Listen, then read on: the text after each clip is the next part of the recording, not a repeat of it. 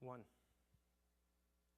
I sit under the full blue sky, looking out at the ocean and wonder, if the ocean was blue enough, and so was the sky, and you were out in the middle of them, could you even tell the difference? Or would you be just surrounded by blue?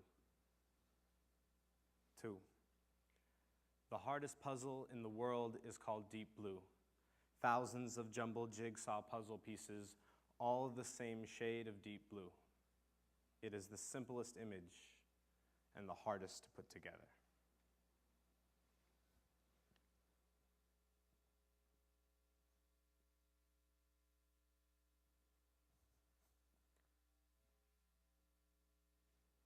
Does this shirt look good on me?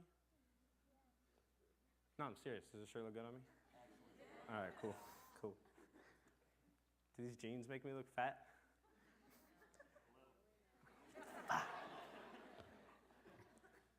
Is this making her look at me at all? We are peacocks with movable feathers. We are peacocks with movable feathers. We adorn ourselves with ornate garments, clothing shimmers. These are my feathers. And regardless of whether the weather warrants it or not, I'll don this jacket and jeans while she'll shiver, walk into a party in that miniskirt in the rain. We are both saying, look at me. Look. We are born naked and vulnerable. We grow up naked and vulnerable. We are men and women vulnerable when naked, so we don clothes as ornamental armor. Buy our feathers from around the globe and we present ourselves to the world. Do it again every day. Re-present ourselves, represent ourselves, skewer our natural if it'll get us a date, get us laid, get us someone to hold our head and caress our worries down easy. This is not a crusade, more of an acknowledgement because this won't change. It's just that the strangest things in life make the natural order of things. So I arch my back and fan out my feathers. See, I just feel that the few women I've been lucky enough to see unadorned were much more beautiful that way. But looking at myself, I don't feel that way. So I arch my back and fan out my feathers, don jacket and jeans, tint my image, and understand these miniskirt shivers tiptoeing through raindrops.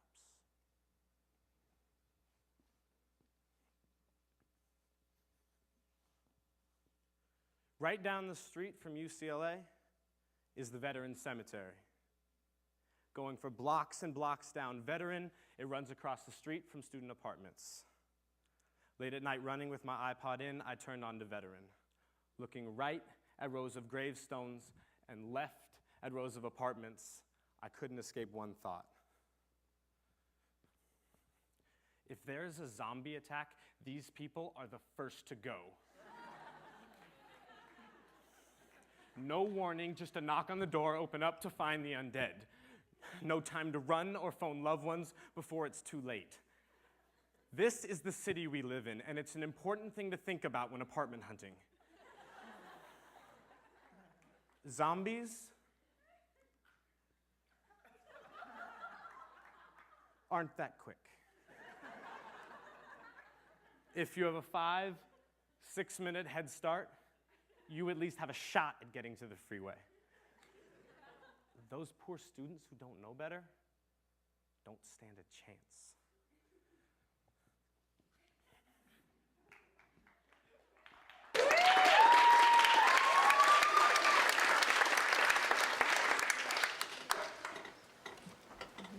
I'm rolling like way to die of college brick crescendos. Axis tilted, my stomach turns, and I can't call this place home. I won't call this me.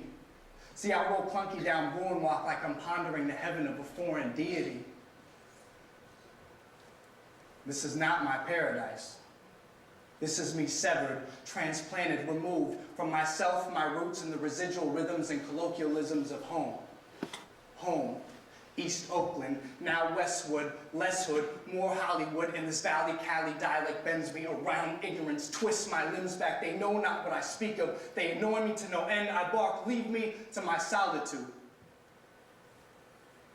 So I'm Oakland oak, uprooted, swooning silent, sweating East 14th and crying fire hydrant tears for Oakland. But I do so here, hella long and hella far, my fingertips caressing the seams of this disconnect like a scar, and I feel now like I must have when I left the warmth of womb. Naked and cold like these shoulders that surround me, leaving my head no understanding on which to rest. And look, I know this is probably all overblown pseudo-tragedy, I really do. But I'm sitting alone in my dorm room dreaming of Coliseum PA echoes rolling like weighted ivory, and where I land isn't my land. This isn't home, and this damn sure is not me. I have to call this home. Oxymoron of unrestful westwood sleep jump out of dorm bed like a rolling stone that is still gathering moss. Like looking in the mirror at a foggy, fuzzy image, and I have to call this home. So I do.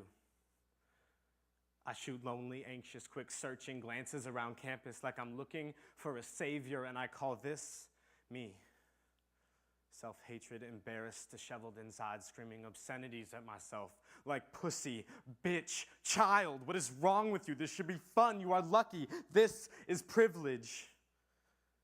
Off center, off beat, dangling off a cliff, I call this ridge home. Resign myself to here. Dangle off cliff and I don't have the tools to jump. Submit. Tell this world of quick meetings, what's your major, where you staying at? Hey, it's all good.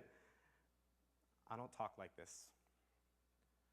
So I half say it anyway and hold on to old friends, girlfriend, mother, grasp at them like life preservers in open waters, like plane crash holding on to seat cushion, asking too much of them because meeting people here, more than anywhere in the world, meeting people here feels like an audition. And I'm the desperate actress in from out of town and over my head. Need this part like salvation, like this one would make me quiet inner demons, make everything okay. So I turn it on quick, big smile, big energy, more fucking energy. But I rolled out of bed after unrestful sleep for audition after audition, not sure if I'm good looking, smooth enough that I should even be here. So I look at other people, how I feel I'm being looked at. Insult others because of my injury, adding insult to injury. And this is definitely overblown pseudo-tragedy. But I am tired of auditions, and I still want the part.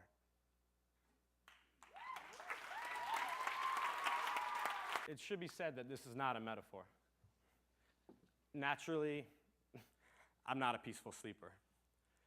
I curl up the covers on one side, flip over and curl the other, cocooning the comforter, which naturally after a night of turning, tossing, tumbling, and giving my feet some air before rebuilding the nest again, leaves my comforter in shambles. All of the comforter bunched at one side of the cover, naturally.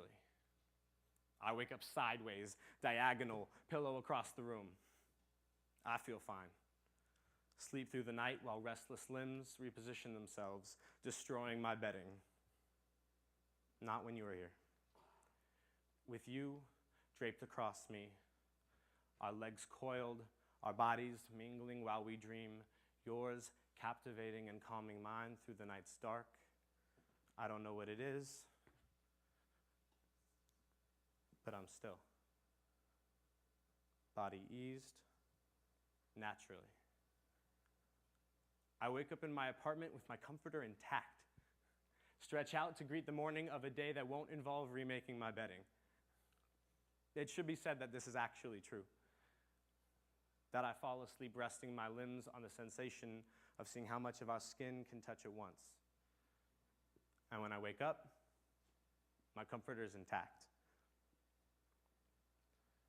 When you are gone, in Marin as then, or Ghana as now, it's how I first realized you're not here.